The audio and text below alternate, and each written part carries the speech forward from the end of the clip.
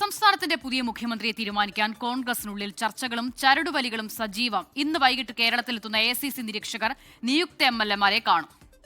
ഇതിനിടെ ഡൽഹിയിലെത്തിയ രമേശ് ചെന്നിത്തല, മല്ലികാർജ്ജുൻ ഖർഗെ, രാഹുൽ ഗാന്ധി എന്നിവരുമായി കൂടിക്കാഴ്ച നടത്തി. 50-ലേറെ MLA-മാരുടെ പിന്തുണയുണ്ടെന്നാണ് KC വേണുഗോപാലിന്റെ അവകാശവാദം. KC വേണുഗോപാലിനെ പിന്തുണച്ച് KPC general secretary Deepthi Mary Varghese രംഗത്തെത്തി.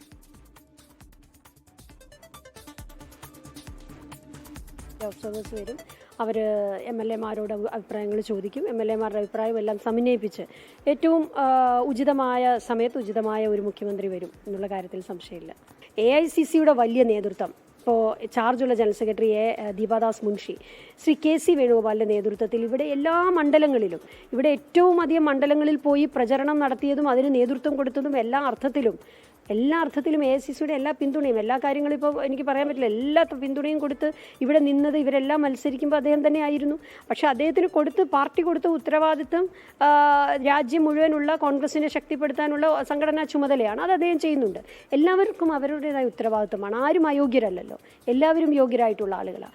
ആ യോഗ്യരായിട്ടുള്ള ആളുകളിൽ നിന്ന് ഏത് രീതിയിൽ എങ്ങനെ തീരുമാനിക്കണമെന്നുള്ളത് AICC തീരുമാനിക്കും. സ്വീകരിക്കാൻ വൻ ആൾക്കൂട്ടം എത്തുന്നത് അണികളുടെ വികാരമെന്ന് ചൂണ്ടിക്കാട്ടുകയാണ് VD സതീശൻ പക്ഷം. എറണാകുളം ജില്ലയിലെ നിയുക്ത MLA-മാരായ TJ വിനോദും ദീപക് ജോയും VD സതീശനെ വീട്ടിലെത്തി കണ്ടു.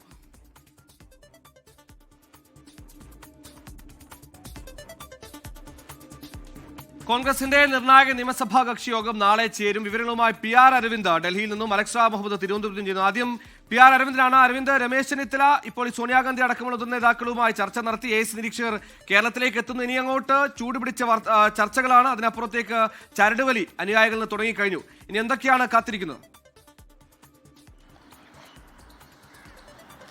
സുഹേൽ, അസിത, തെരഞ്ഞെടുപ്പിനേക്കാൾ വലിയ മത്സരമാണ് മുഖ്യമന്ത്രി പദത്തെ ചൊല്ലി ഇപ്പോൾ കോൺഗ്രസിൽ നടക്കുന്നത്. എന്തായാലും നിരീക്ഷകരെ തീരുമാനിച്ചു കഴിഞ്ഞു. ഇനി മുഖ്യമന്ത്രിയെ കണ്ടെത്താൻ വേണ്ടിയാണ് വരും മണിക്കൂറുകളിൽ വലിയ ചർച്ചകൾ നടക്കുക. 3:30 വിമാനത്തിൽ നിരീക്ഷകർ കേരളത്തിലേക്ക് പുറപ്പെടും. കൃത്യമായി തന്നെ കേരളത്തിലെത്തി അവർ MLA-മാരുമായി ചർച്ചകൾ നടത്തും. അതിനുശേഷം കൃത്യമായി തന്നെ അഭിപ്രായം ഹൈക്കമാൻഡിനെ അറിയിക്കും. അതിനുശേഷമായിരിക്കും ഹൈക്കമാൻഡ് ഒരു തീരുമാനമുണ്ടാവുക. MLA-മാർ ആരെയായിരിക്കും കൂടുതൽ പിന്തുണയ്ക്കുക എന്നതിലായിരിക്കും ഹൈക്കമാൻഡ് ഒരു മുൻതൂക്കം നൽകുക എന്നാണ് മനസ്സിലാവുന്നത്. കാരണം മുൻപ് പല സംസ്ഥാനങ്ങളിലും സമാനമായ രീതിയിലുള്ള മുഖ്യമന്ത്രി പദത്തിലേക്ക് തർക്കങ്ങൾ വന്നിരുന്നു. രാജസ്ഥാനിലും കർണാടകയിലും കാര്യങ്ങൾ പരിശോധിച്ചാൽ രാജസ്ഥാനിൽ അന്ന് സച്ചിൻ പൈലറ്റാണ് ഈ തെരഞ്ഞെടുപ്പിനെ നയിച്ച് വലിയ വിജയം സ്വന്തമാക്കിയത്. പക്ഷേ MLA-മാരുടെ കൂടുതൽ പിന്തുണ അശോക് ഗെഹ്ലോട്ടിന് ലഭിച്ചതോടെ അത് അശോക് ഗെഹ്ലോട്ടിനെ മുഖ്യമന്ത്രിയാക്കേണ്ട ഒരു സാഹചര്യം ഉണ്ടായിരുന്നു. കർണാടകയിലും സമാനമായ രീതിയിൽ DK ശിവകുമാർ ഇത്തരത്തിൽ വലിയ രീതിയിൽ തെരഞ്ഞെടുപ്പ് വിജയത്തിലേക്ക് പാർട്ടിയെ കൊണ്ടുപോയിരുന്നു. പക്ഷേ കൂടുതൽ MLA-മാരുടെ പിന്തുണ അന്ന് സിദ്ധരാമയ്യക്ക് ലഭിച്ചതോടെ അവിടെയും സിദ്ധരാമയ്യയെ മുഖ്യമന്ത്രിയാക്കേണ്ടതായിരുന്നു ഹൈക്കമാൻഡിന്റെ തീരുമാനമായി വന്നത്. എന്തായാലും കേരളത്തിലും സമാനമായ രീതിയിലുള്ള തീരുമാനത്തിലേക്ക് പോകും എന്നതാണ് നിലവിൽ മനസ്സിലാകുന്നത്. എന്തായാലും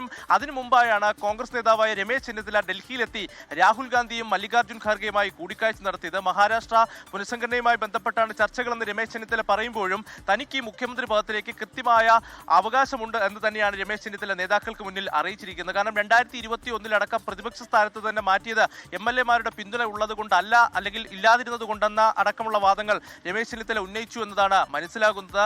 ഇതുകൂടാതെ തന്നെ പല ഘടകങ്ങളടക്കം പരിശോധിക്കണമെന്നൊരു ആവശ്യം കൂടി രമേശ് ചെന്നിത്തല നേതാക്കളോട് അറിയിച്ചു എന്നുകൂടി മനസ്സിലാകുന്നു. എന്തായാലും എന്ത് തീരുമാനമായാലും അത് ഹൈക്കമാൻഡ് തന്നെ എടുക്കും. കാരണം നിരീക്ഷകർ നൽകുന്ന ഒരു റിപ്പോർട്ടിന്റെ കൂടി അടിസ്ഥാനത്തിലായിരിക്കും ഹൈക്കമാൻഡ് ഇതിലൊരു തീരുമാനം എടുക്കുക. എന്തായാലും നാളെ നിയമസഭാ കക്ഷി യോഗം നടക്കും. അതിനുശേഷം MLA-മാരെ പ്രത്യേകം ഈ നിരീക്ഷകർ കാണും എന്നതാണ് ഇപ്പോൾ നിലവിൽ ലഭിക്കുന്ന വിവരം. അതിനുശേഷം ഉടനടി തന്നെ ഒരു പ്രഖ്യാപനത്തിലേക്ക് അടക്കം ഹൈക്കമാൻഡ് പോകും. നിലവിൽ MLA-മാരുടെ പിന്തുണ KC വേണുഗോപാലിനാണ് കൂടുതലായി ഉള്ളത്. അപ്പോൾ KC വേണുഗോപാലിനെ സംസ്ഥാനത്തേക്ക് അയക്കണമെന്നടക്കമുള്ള കാര്യങ്ങൾ കൂടി രാഹുൽ ഗാന്ധിയും മല്ലികാർജ്ജുൻ ഖാർഗെ അടങ്ങുന്ന ഹൈക്കമാൻഡ് തീരുമാനിക്കും.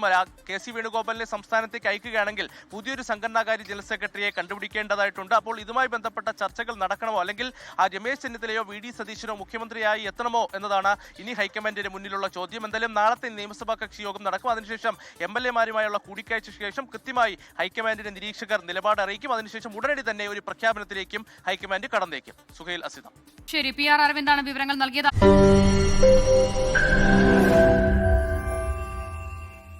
ലോകത്തെവിടെയായാലും ഏത് സമയത്തും 24 വാർത്തകളും ഓഗ്മെന്റഡ് റിയാലിറ്റി പാക്കേജുകളും എക്സ്പ്ലെയിനറുകളും വിശദമായി കാണാൻ ഞങ്ങളുടെ YouTube ചാനൽ നിങ്ങൾക്ക് സബ്സ്ക്രൈബ് ചെയ്യാം.